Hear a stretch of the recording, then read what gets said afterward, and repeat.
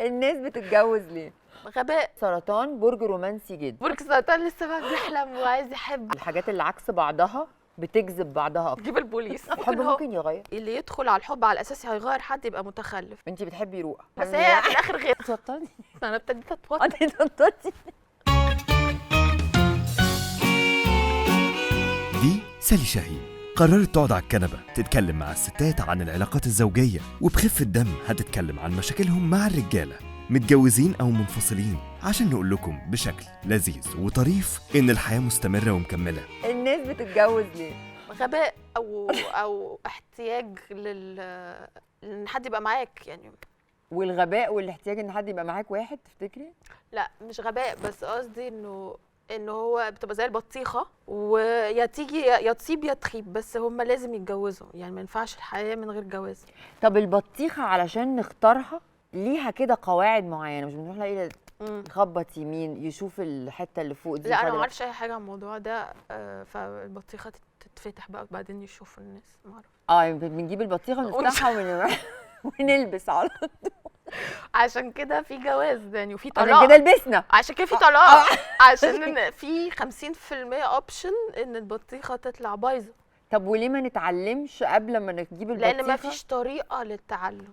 مهما الفتره بتاعت قبل الجواز طولت، الجواز حاجه تانية خالص ملهاش علاقه باللي هو قبل الجواز. اوكي. واحد ممكن يبقى شكله هايل او واحده شكلها هايله ويتجوزوا وكل بقى المفاجآت تطلع. طب الاهل، الصحاب، طريقه العيشه، ممكن تعرفي كل ده انه يعني تحاولي، بس في الاخر برضو بطيخه، فهو الواحد لازم يجرب. طيب منا انت برج السرطان، وبرج السرطان برج رومانسي جدا جدا.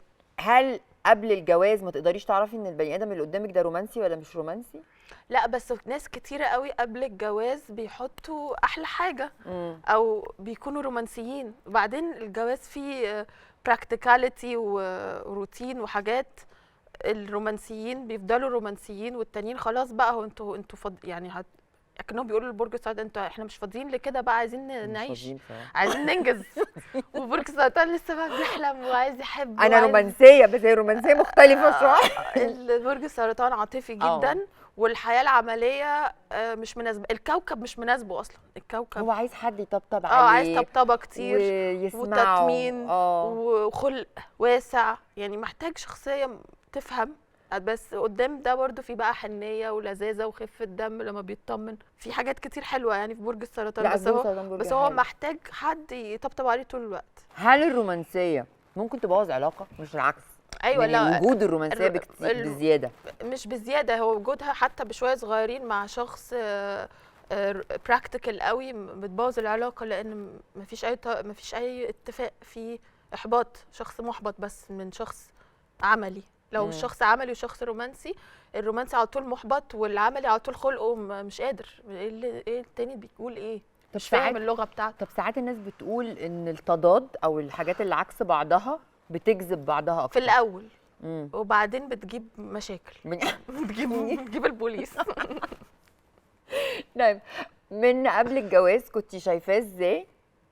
وبعد الجواز اكتشفتي ايه؟ انا كنت فاكره ان الجواز عشان كنا بنشوف بقى ديزني كتير واحنا صغيرين، وافلام عربي ابيض واسود وافلام هوليوود والله ورومانسيه. والله العظيم الحاجات دي هي اللي ودتنا في داهيه. هي دي اللي والله العظيم. والاغاني فانا حتى والاغاني عبد الحليم. فممكن اعيش في الحاله دي لوحدي، بس في الحياه الحقيقيه يعني كنت فاكره بقى البرنس تشارمينج جاي يخطفني ويوريني بقى العالم، هول نيو وورلد، الادن مثلا في جازمين.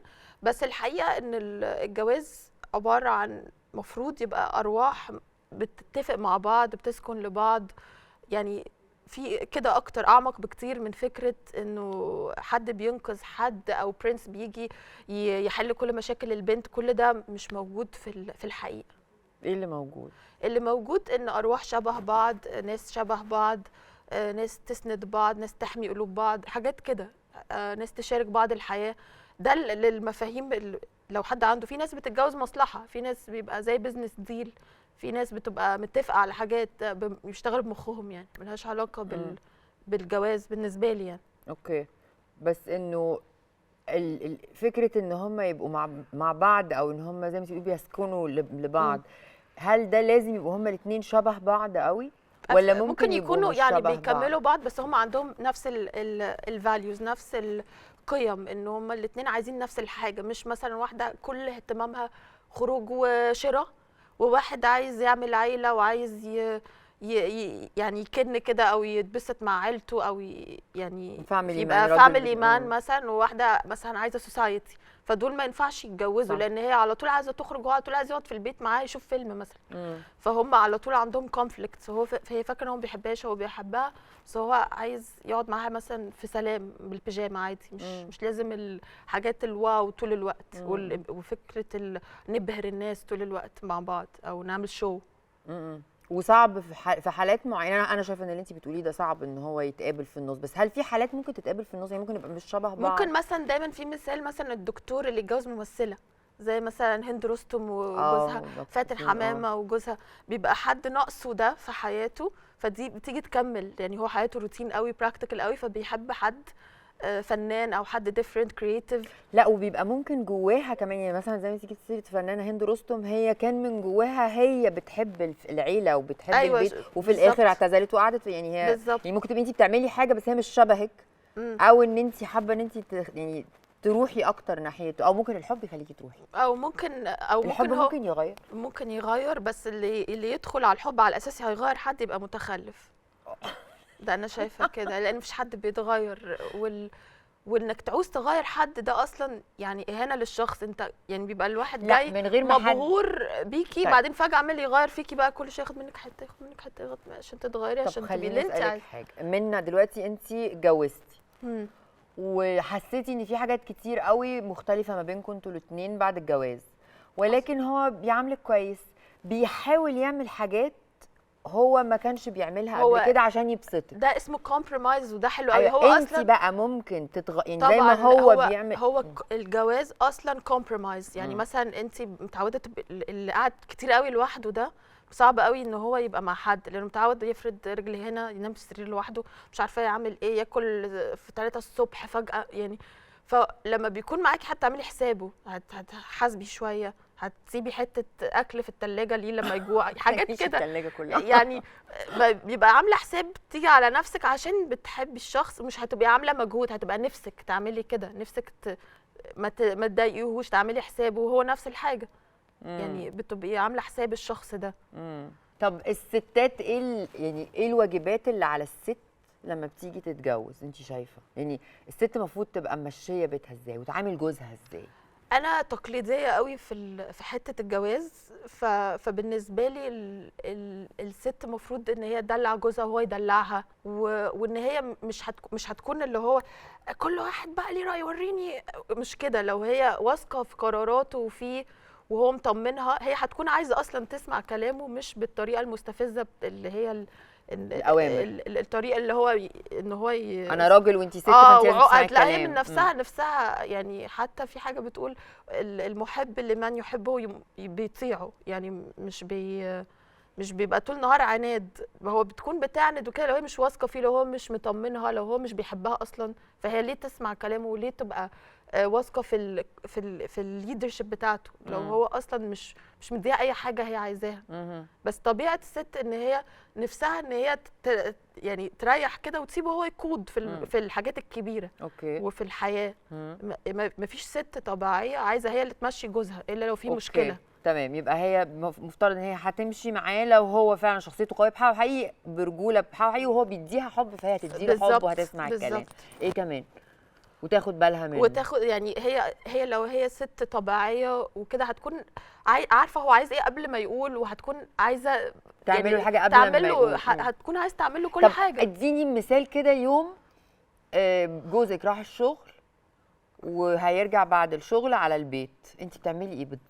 بتعملي ايه في يوم؟ يعني بيكون كل واحد عنده حاجه بيعملها في حياته. وبعدين مثلا الطبيعي ان تكوني مستنياه والغدا جاهز لازم كل يوم المفروض. اوكي، يعني ده الطبيعي ان في اكل مطبوخ في البيت، ان في مثلا مش عايزه اكون يعني مأفوره او رومانسيه بزياده، بس هو ده برجي، اللي هو يكون فيه ورد، يكون فيه البيت فيه حاجات شكلها حلو وريحتها حلوه، ويعني البيت شكله حلو وفي شمع، في حاجات حلوه. في شمع؟ لا في البيت في مثلا بخور مسك، في يعني في البيت دايما في حاجات حلوه. تمام. مش انه البيت بيت وكنبه هنا وترابيزه وخلاص. يعني البيت في احساس ان في ست في البيت ده، مش انه هو عايش لوحده. اوكي. وانت عندك شغل الصبح؟ لو عندي شغل حتى الصبح يعني تعملي ايه بقى؟ عندك وقت انت تعملي الشمع والغدا والحاجات دي؟ في وقت؟ ممكن ترجعي بدري، وممكن تسيب شغلي وراجع. ممكن ايه؟ توترني. انا ابتديت اتوتر. توترتي.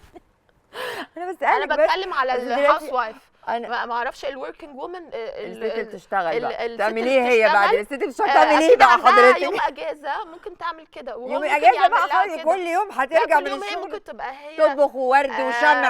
لا هي ممكن تبقى هي بتحطي برضو منظمه بيتها، ان في حد بيساعدها لو هي متعوده في بيت ابوها. مفيش بقى لو في ده في امريكا بقى هم اخوات. وحياتك هنا مش في امريكا، وهنا اللي عندهم حد بيساعدهم قليلين. في العادي انه في مصر كل ست في بيتها كان عندها حد بيساعدها، في جوازها في حد بيجي يظبط. بس مين هيعمل الغدا ومين هيوضب الدنيا ومين هيعمل ممكن يعملوا بقى مع بعض، ما اعرفش، يرجعوا من الشغل يطبخوا مع بعض بقى، المساواه ما اعرفش. تخيلي انت دلوقتي لو انت بتشتغلي، انت ست عامله ما هسخن الاكل واحطه على الترابيزه لما اروح، وممكن هو يساعدني يعني. وتحطي بقى الشمع والورد برضه؟ مفيش ممكن وقت. لا ليه في وقت يا شيخه؟ في وقت والله، ما فيش وقت يا شيخه. انا بنام بدري اصلا فمش هيبقى عندي. طب هل ممكن نقول ان ساعات لما الست بتبقى بتعمل كل حاجه وبتحاول ترضيه قوي وبتسمع الكلام ساعات ما بيعجبوش اصلا، بيزهق قوي، ويروح بقى يشوف واحده بتسمع الكلام في كل حاجه، يشوف واحده تطنشه. بتسمع الكلام بصي هو على حسب طفولته. يعني هو لو هو طفولته كانت مع بتسيطر عليه او بتهمله او بتديله الحب بالقطاره بعد ما يعمل حاجات كويسه، مش هيحب الست اللي هي زي رؤى اللي هي طول النهار بتدلع فيه وتحبه. مش هيبقى ده بالنسبه له، هيمل. هيبقى عايز واحده تطنشه، تستنى لما هو يعمل حاجه كويسه عشان تديله نقطه حب، واحده تسيطر عليه. فعلى حسب طفولته وطفولتها برضه. انت بتحبي رؤى؟ انا بحب رؤى، بس هي في الاخر غرقت. رؤى انت شكلك رؤى غرقت في الاخر، فهو مش مثال كويس يعني، مش مثال كويس. بس هي بتبقى طبيعه شخص انه شخص معطاء، فهو يا اما حد هيستبيحه، يا اما هيتعلم انه ما يعملش كده لانه مش بيتقدر، يا اما هيمشي. بس هو لغه حب شخص العطاء. لا بس انا متخيله انت بيجيلك عرسان كتير. قصدي انت يعني فتاه احلام جميع الرجال اللي هو رؤى. رؤى دي لا بس يعني الفكره انه مش لو حد عايز يتجوز هيتجوز اي حد. بس لازم تبقى الاسباب صح. لا انا ما قلتش انت عايزه تتجوزي مين، انا بقول لك بيجيلك عرسان ايوه كتير. انا بقول يعني اي بنت، وانت اكيد بيجيلك عرسان كتير، اي بنت ممكن يجي لها عرسان كتير لو هي جميله وشخصيتها كويسه، يعني في الحاجات اللي هي العاديه. بس هي لو عايزه تتجوز وخلاص هتتجوز اي حد يجي في وشها. لا انا بقول لك انه انت مواصفاتك مش قصه شكلك حلو كده، بس مواصفات الشخصيه اللي هو لما بتيجي تفكري. بس عارفه في الحياه اللي هي بتاعه العالم دلوقتي، الشخصيه دي مش براكتيكال، يعني مش عمليه ولا لايقه على الدنيا دلوقتي يعني اكتر. لا بس انت كل ما تقعدي مع اي حد من رجاله يقول لك انا نفسي في رؤى هي مثال. بس الحقيقه انه لما هيقابل رؤى هو مش عارف يتصرف معاها ولا لا. يعني انه الحياه العمليه عودت الناس انه كله يبقى ند بند. انا عايز حد واقف معايا، انا عايزه واحده بتعرف تعمل وبتعمل وبتصرف على نفسها ومش عايزه وتعرف تتصرف وتعرف تروح مصالح. ما هي ممكن تبقى رؤى بس تعرف برضو تتصرف، ويعني مش ان هي رؤى ومش فاهمه حاجه خالص يعني. ممكن تبقى عندها شخصيتين يعني في الحياه، بتبقى عاديه وبس، ده مع البارتنر بتاعها، مش طول النهار قاعده مش فاهمه حاجه. ده الصح ان الست تبقى بره بشخصيه ان هي بره مثلا ماسكلين وبتنجز وبتشتغل وبس، لازم تطلع السبميسيف سايد مع جوزها او يعني. انا بشوف كده، والا تبقى هيبقوا 2 رجاله بقى في البيت مع بعض، تبقى حياه صعبه قوي. احنا مليانين دلوقتي. طب ده شكل الست، انت بقى شكل الراجل اللي انت تحبي ان انت تكوني معاه، الراجل اللي يلفت نظر منه؟ حد شخصيته قويه ودمه خفيف وليدر وبيقدر الطيبه وبيفهم ويحبني زي ما انا، ما يحاولش يغيرني ويقدرني يعني ما يقعدش بقى يمسك لي على الواحده مثلا. فاهمه قصدي؟ يعني ايه زي ايه؟ يعني مثلا يعاملك كطفله، يسيبني براحتي، ان انا عندي طفوله، يقدرها دي لان فيها براءه، وفي نفس الوقت في المواقف بعرف اتصرف وبربي عيالي وكل حاجه وبعرف، بس يعني ما يمسكش عليا لو نسيت حاجه. فاهمه قصدي؟ ما يبقاش حد اللي هو اكنه مدرس عليا او اكنه قاعد ماشي وراكي مستنيلك على غلطه. مش بحب حد يقعد مستنيني على غلطه بعد ما يبقى مثلا مبهور بيا او يستفزك او يستفزك. او يعني حد يكون مقدر مشاعري، ما يحاولش يجرحني. فاهمه؟ يعني يعمل حسابي في الحياه. طيب لو النهارده بقول بناتك جاي لهم عرسان، حابه شكل العلاقه تبقى عامله ازاي، وانتي هتتدخلي في الاختيار ولا لا؟ احب ان الشخص اللي معاهم يديهم الحريه ان هم يبقوا نفسهم، ويقدر طيبتهم ويقدرهم ويعمل حسابهم ويعاملهم زي ما هم كانوا بيتعاملوا، ما يبقاش انه فجاه بيتعاملوا وحش في حياتهم. يعني امتى تقولي لا انا مش هجوزه لك حتى لو بتحبيه؟ لو خاين او بخيل. هتعرفيها ازاي دي؟ ما هو هيبقى في وقت اكيد قبل الفرح يعني. خاين ما ممكن تتخانق البنت وما تقولكيش على فكره.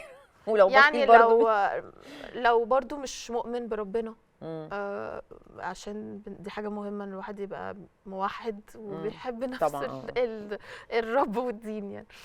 عشان ما بيكونش في دين مختلف، فمفاهيم مختلفه خالص، فكل حياتهم مختلفه. برضو الحاجات دي بتفرق. وان العيله شبه العيله، الحياه شبه الحياه، ما يبقاش جايين من كواكب مختلفه وكل حاجه مختلفه قوي، فصعب قوي الحياه اليوميه. الجواز في سن صغير. قلقتي ده؟ انا اتجوزت صغيره قوي.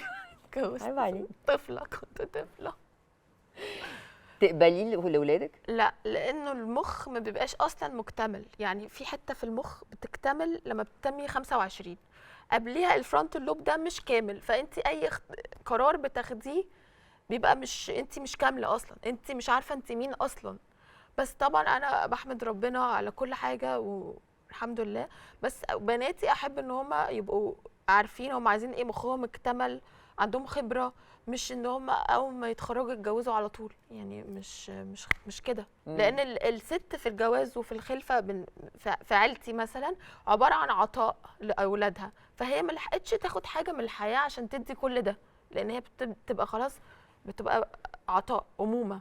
فده لوحده هياخد مثلا سنين عبال لما تفوق تاني عشان تقدر تحقق اي حاجه لنفسها.